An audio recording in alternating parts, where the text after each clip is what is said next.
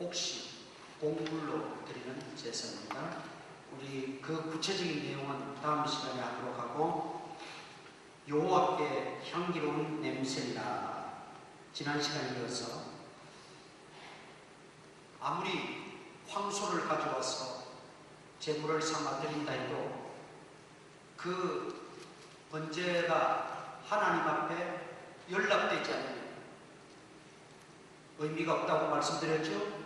그 연락되는 것이 뭐냐? 그 향기가 하나님 앞에 올라간다고 그랬죠. 네. 그게 여호와께 향기로운 냄새니라.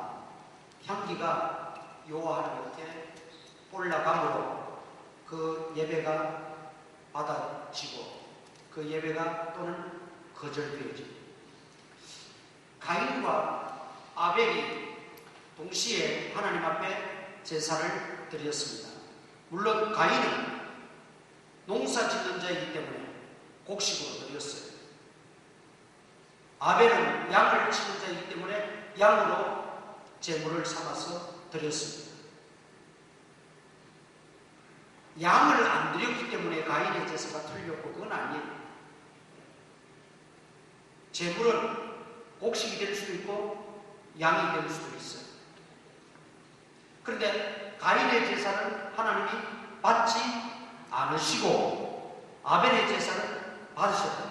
거기서 살인극이 벌어진 거 아닙니까? 그것 때문에. 네. 인류 최초의 살인극은 예배드리고 살인극이 벌어진 거예요. 예배드리고. 이거 아주 아이러니컬하고 우리에게 시사하는 바가 커요.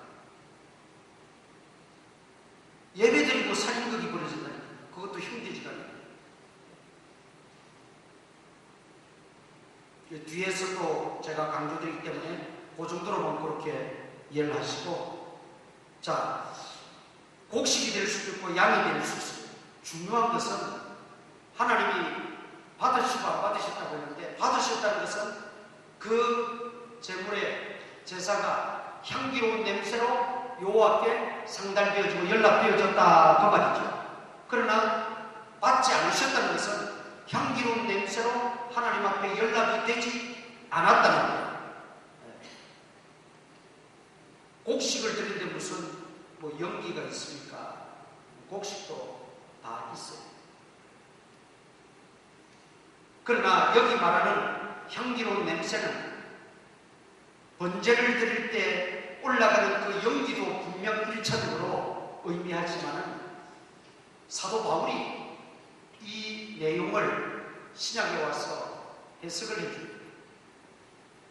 그 해석이 바로 로마서 12장에서는 너희가 살아있는 제물이 되어야 된다. 그게 첫 번째였죠.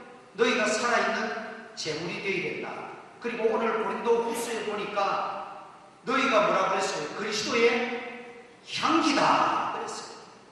그리스도의 향기다 그랬어요. 살아있는 제물로서 그리스도의 향기를 드러내야 된다는 것입니다. 그래야 하나님이 기뻐하시는 사람, 하나님이 기뻐하시는 예배자, 하나님이 기뻐하시는 예배로 하나님이 인정하신다는 것입니다. 자, 이 구약을 해석한 사도 바울의 해석을 여러분들이 잘 염두에 두셔야 돼요. 그리스도의 향기라고 말하는 의미가 뭔지.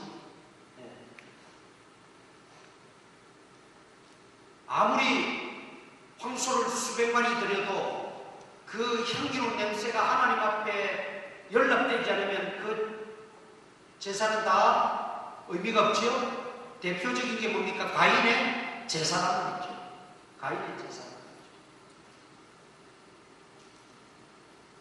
그렇다면 오늘 우리가 제사 드리는 건 아니니까, 예배 드리는 예배자니까, 예배자를 가리켜서 살아있는 제물이라 그렇게 정의를 내렸잖아요. 로마서 12장에서 사도 바울이 그 살아있는 제물로서 하나님 앞에 연락되는 삶을 살아가기 위해서 우리가 그리스도의 향기로 살아야 된다 그 말입니다. 향기를 풍겨내는 사람으로 살아야 됩니다. 향기의 반대가 뭐죠? 향기의 반대가 악취죠. 악취를 풍기는 것은 아닙니다.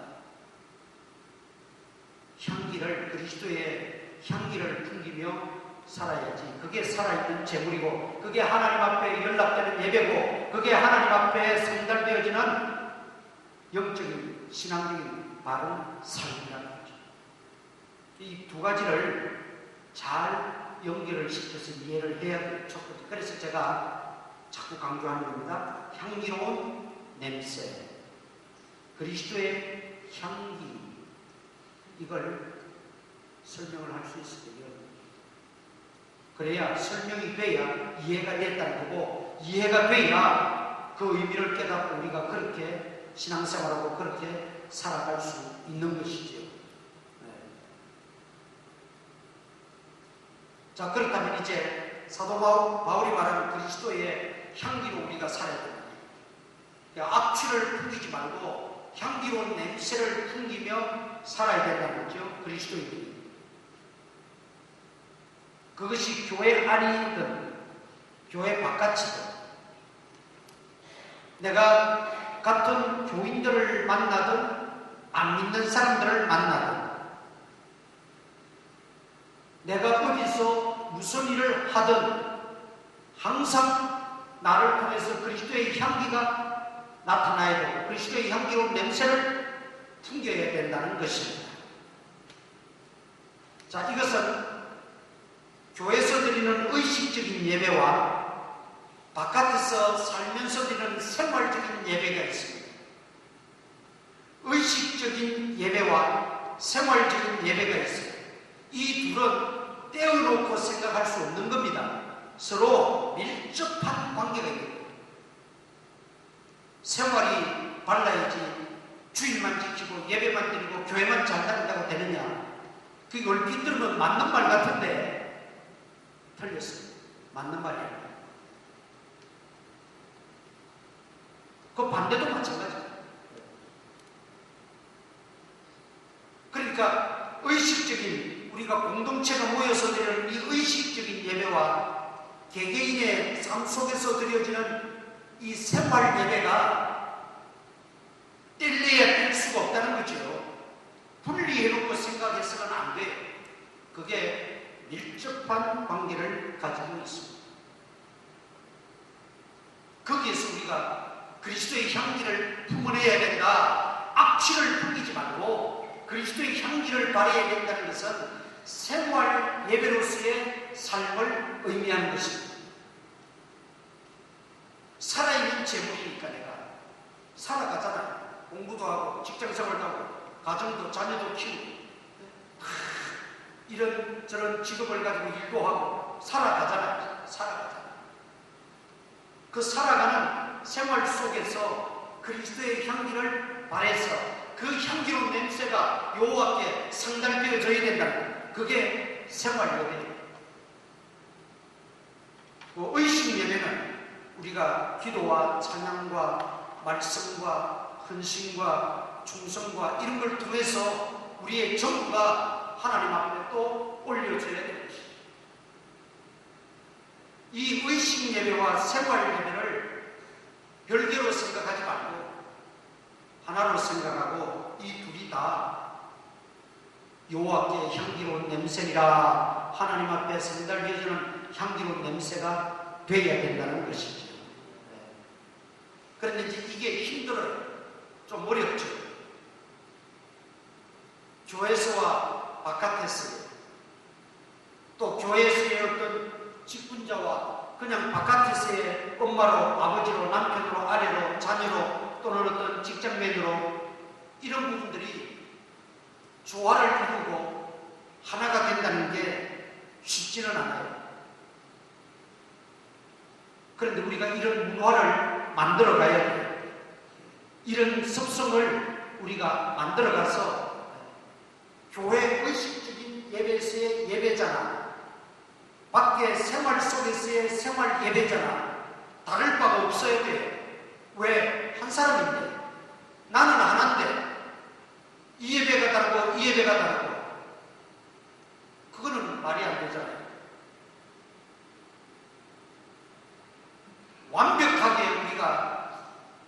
이렇게 생활 예배로서 그리스도의 향기를 완벽하게 나타내지는 못한다 할지라도 우리가 그 격차를 줄여나가야 돼요. 격차를 줄여나가야 돼요. 목사 이야기하는 여러분들이 예를 들면 더 좋아하니까 목사님 예를 들게요. 설교할 때는 하나님 같고 예수님 같은데 집에서는 사모가 보기에는 별로니까 사모가 하루는 이불을 들고 강대상으로 가다 줘요. 나 강대상에서 살면 좋겠다.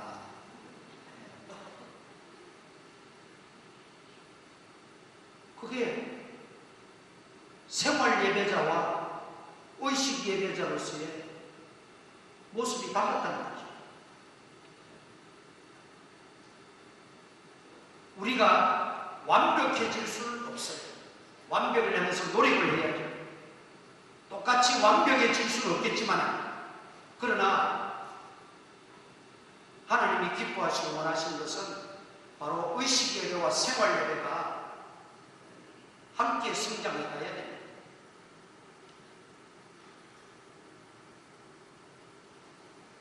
교회 안에서는 성자 같고, 교회 안에서는 최고고, 교회 안에서는 예를 들어서 존경을 받는데 집에서 또는 직장에서 또는 대인관계, 이웃관계의 관계 속에서 전혀 인정을 받지 못하고 칭찬을 받지 못하고 오히려 욕을 먹는다, 비난을 받는다. 그거는 그리스도의 향기가 아니지요. 그건 그리스도의 향기가 아니에요. 그러면 교회 와서 아무리 거룩하게 그렇게 예배를 드린다고 할지라도 사람들은 모를지 몰라요. 옆에 교인들은 모를지 몰라요. 그러나 하나님은 그 중심을 보시고 다 감찰하시고 통찰하시고 아시기 때문에 하나님을 속일 수는 없어요. 이제 이게 우리의 딜레마고 어려운 부분이고 힘든 부분이죠. 그러나 이게 어렵다고 손을 놓아버려서 안 돼요.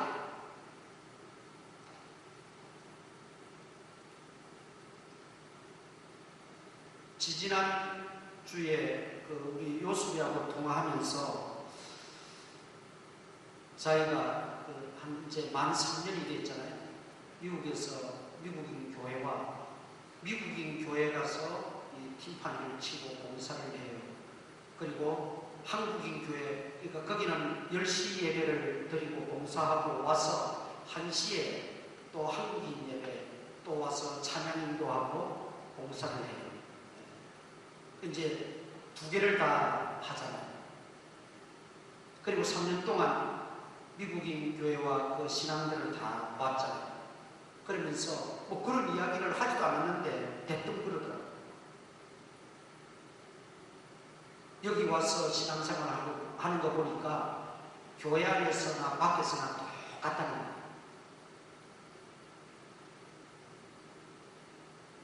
기도도 우리만큼 그렇게 열정적으로 하지도 않는데 예배도 설렁설렁 드리는 것 같아요. 그런데 그 예배 드리는 거룩한 모습이나 경건한 모습이나 그 경건한 삶이 밖에서도 똑같아요. 그걸 자기가 깨달아 배웠대요. 근데 한국인 교회 또 봉사하고 다니잖아요. 이 교회와 바깥이 너무 다르다.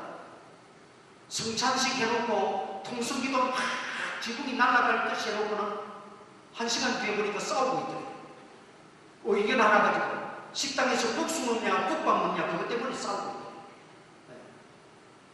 그 충격을 받아요. 충격을 받아요. 그러니까 생활 예배라는 게 그래서 저는 그 이야기를 듣고 느꼈어요.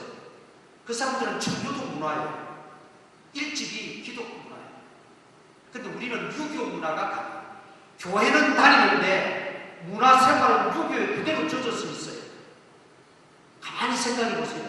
우리가 교회는 다니는데 아직도 의식은 완전히 기독교적으로 그리스도로 이렇게 개조가 되지 않고 유교 문화, 유교 의식이 그대로 있다니까요. 그러니까 교회 와서도 승천식하고 통성기도 뜨겁게 하고 아무것도 아닌 거 가지고 체면 내세우고 뭐 자기 고집 부르고 왜 어른이 많은데 왜 대들냐고 그러고 그러면서 싸우는데 따지고 별까지인데 생활 예배라고 하는 것은 우리가 힘들어요. 그게 저도 마찬가지 힘들지만은 매일매일 나와의 싸움 속에서 또 말씀을 통해서 또 성령의 어떤 깨우침을 통해서 변화되어져 가는 거죠. 변화를 받는 거죠. 그러면서 그 격차가 점점 줄어들어요. 어떤 분이 그래요. 우리 권사님들이 아니고 예를 드는 거니까 오해는 하지 마시고 권사님으로는 참 존경하는데 교회에서 집에서 시어머니로는 쳐다보기도 싫답니다. 이게 무슨 말이에요? 이게 제대로 된 겁니까? 제대로 된 신앙인가요? 아니라고. 물론 제가 말씀드렸죠. 완벽할 수는 없어요. 시어머니는 시어머니로서의 그 어머니로서는 볼 때 또 간섭할 게 있고 잔소리할 거 어른으로서 볼 때 있어요. 그걸 또 젊은 사람들은 이해를 하고 이해의 폭을 넓혀야 돼요. 영역이 좀 다른 영역일 수가 있으니까 달리 말할 수 있고 달리 어떤 행동할 수 있는 계제는 충분히 있어요. 거기가 지금 예배드리는 사실 예배드리는 장소는 아니잖아요. 그러니까 그런 부분들은 없잖아 있지만은 그러나 또 그것이 맞다고 볼 수도 없는 거 아닙니까? 그런데도 불구하고 교회에서의 그런 역할과 모습이었다면 집에서도 그래도 반이라도 인정받을 수 있는 거라는 거예요. 그래서 이 의식 예배와 생활 예배를 우리가 자꾸 떼어놓고 생각하지 말고 이것이 하나가 되어지고 지금은 간극이 이렇게 넓지만은 자꾸 좁혀나가서 결국은 의식을 통한 교회 안에서의 예배자의 모습이든 밖에서의 모습이든 동일하게 우리가 느껴진다면 그때 비로소 이 향기로운 냄새가 되어 하나님 앞에 상달되어지면 생활인으로서의 예배가 되어지면 의식 예배도 하나님이 받으시고 의식 예배가 제대로 잘 되어야 생활 예배도 잘 되는 거예요. 그러면 생활 예배가 잘 되지 않는다는 것은 우리가 교회는 수없이 왔다 갔다 하고 말씀은 수없이 듣지만은 전혀 나하고는 무관하게 듣고 끝나버린다는 거죠. 그 말씀이 나를 지배 못한다는 거예요. 그 말씀이 내 성격조차도 못 바꾼다는 거예요. 그 말씀이 내 입 하나도 조절 못한다는 거죠. 그 말씀이 내 의식을 주장하지 못한다는 거죠. 그럼 무슨 의미가 있어요? 왔다 갔다만 하는 거죠. 그러니까 의식 예배가 제대로 되면 생활 예배도 제대로 돼요. 사실은 저도 몇 번 예배를 드려봤지만 그 미국의 침례교도들이 제일 보수적이거든요. 미국은 거의가 다 침례교잖아요. 장로교 목사라 그러니까 나를 이단부터씩 쳐다보더라고요. 장로교가 거의 없어요. 거의가 침례교 대부분이니까 장로교는 저 미국 북쪽에 우리나라 들어온 장로교가 북장로교 선교사고 북쪽에 조금 있는 것 같아요. 그렇게 보수적이고 그렇게 신앙생활을 철저하게 하려고 하는 분들인데 그냥 설렁설렁 하는 것 같은 거예요. 교회 안에서.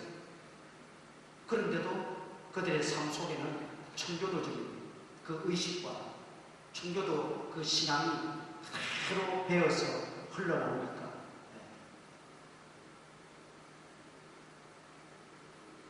그래서 여러분 지금 미국은 상원제와 하원 이렇게 돼 있잖아요. 상원과 하원으로 돼 있잖아요. 양원제로 미국이 국회가 돼 있잖아요.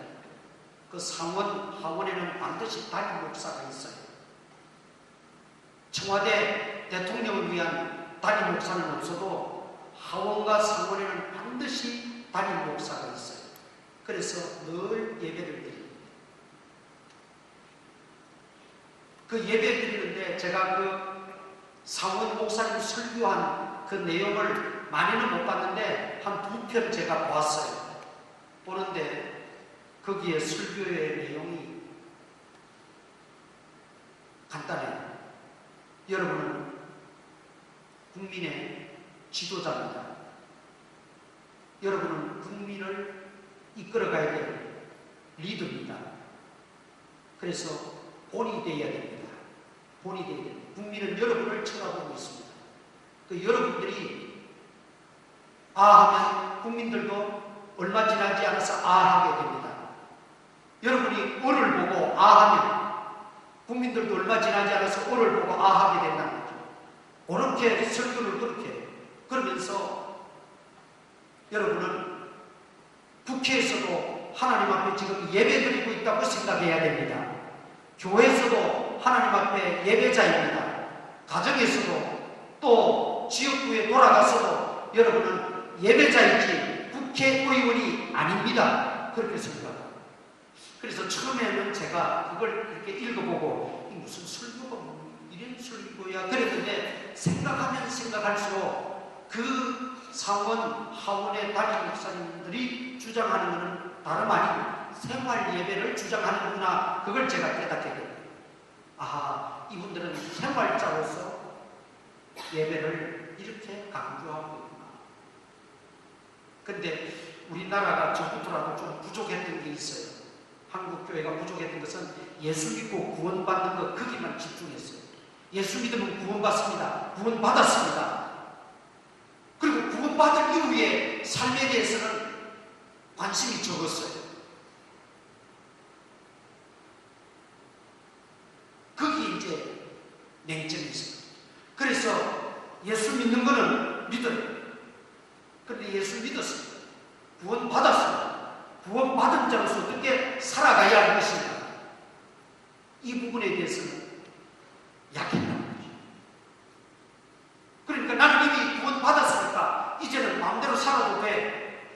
그렇지는 않지만 자기도 모르게 그런 비슷한 의식들이 지배를 하면서 생활을 구원받은 전혀 무관한 것처럼 그렇게 살아오게 되다 보니까 그걸 자녀들이고 다음 세대들이고 또 똑같이 그렇게 되고, 그래서 오늘 여기 향기로운 냄새리라, 여러분 그냥 제 이 설명을 안 듣고 레위기를 읽을 때마다 레위기가 지겨웠죠. 이제는 레위기가 두렵고 떨림으로 읽어질 겁니다. 그리고 눈에 쏙쏙 들어올 거예요.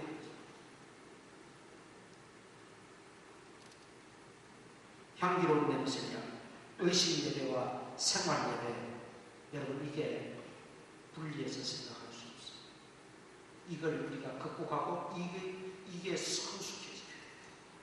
이 믿음이 성장하고 이게 성숙해지면 교회 문화가 달라집니다. 우리 공동체 문화가 달라집니다. 작게는 내 가정이 달라집니다.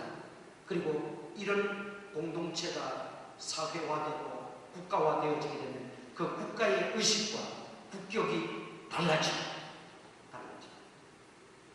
저는 어디 가서 뭐 기독교가 100,000만이다 그런 거 한마디도 안 합니다. 꺼내지도 않습니다. 그게 뭐 중요해 1,000만. 그걸 막 떠벌리는 분들도 있는데, 물론 뭐 나름대로 또 목표가 있고 말하고자 하는 의도가 있으니까 뭐 저는 그렇다고 뭐 그분들은 그거 하는 건 아니지만, 나는 어떤 이유에서는 그 말 잘합니다. 1,000만이 무슨 의미가 있어요. 아까도 밑에서 우리 남전도회들하고 잠시 이야기했는데 3.1 독립운동할 때 불교가 났었어요. 천주교가 났었어요. 그때도 불교는 전 우리 국가를 지배할 정도로 의식을 가지고 있을 정도로 불교도 그랬고 유교도 그랬어요. 물론 천주교는 뭐 또 조금 이야기했지만 어쨌든 우리 기독교는 3.1운동 때 20만 명밖에 안 됐어요. 전국 교인들이 20만 명밖에 안 됐던 거예요. 그런데 33인 중에 17명이 기독교인들 아닙니까? 숫자가 이게 자랑거리가 아니라니까요. 숫자가 문제가 아니라니까요. 정말 살아있는 신앙, 의식예배와 생활예배가 동일체되어서 그리스도의 향기를 바라니까 20만 명밖에 안 되는데 그 당시에 목회자는 200명이었어요. 그 200명의 목회자가 결국 3.1운동을 일으키고 이끌어 나간 거예요. 독립운동을 이끌어 나간 거예요. 안창호 선생님, 이성만 박사님, 이상재 선생님, 하얀 기독교인들이잖아요.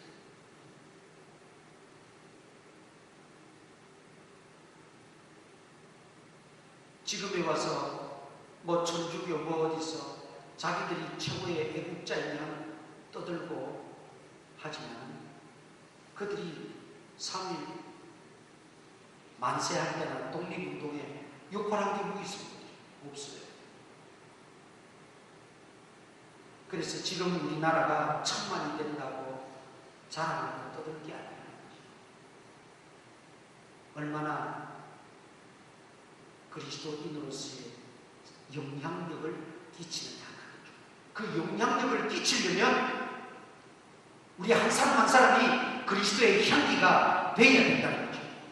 악취가 나는 데는 누구 한 사람 좋아하지 않아요. 가지 않아요. 향기가 나면 찾아갑니다.